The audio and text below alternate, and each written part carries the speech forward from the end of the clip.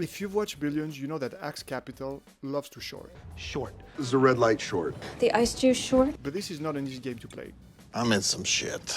Season 1, Episode 4, Axe built a big short position in a company called Crossco.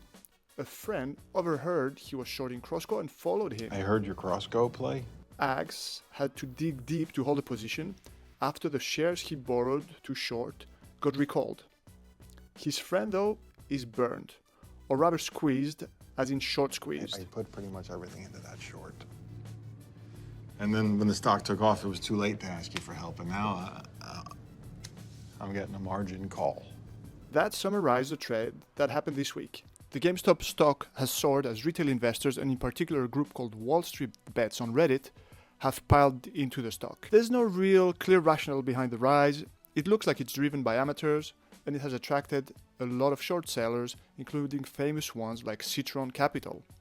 There's a crazy amount of shorts, even more than the percentage of shares outstanding as we speak. Melvin Capital is one of them, but their short position against GameStop have contributed to losses of 30% accumulated very quickly, and they are in deep trouble. To short a stock, you need to borrow it, and you need to give it back. It doesn't matter if you're right in the long term. You may have to close it because your risk is too high, or the lender of the stock wants it back. The thing you gotta remember is, if a short's going against you, you got to be able to withstand the pressure or it'll crush you. When that happens, shorts need to buy more as prices go up, and by doing so, make the price go even higher. And that's a short squeeze. That's what happens to Axe's friend, and Axe bailed him out.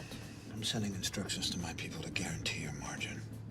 It's happened as well to Melvin Capital and its fellow hedge funds, Citadel and Point72, that are investing $2.7 billion in Melvin Capital to bail them out. Just like in Billions, this will surely come at a price. And I don't hold on to a loser. The moment it doesn't feel right, I let it go. Get away from it. Thanks for watching. I hope you enjoyed this quick take on something big that's happening in the market almost as we speak. Call it a night.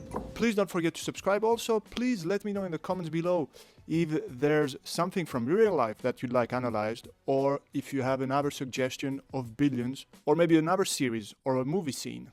Life is so rich. I see you next time.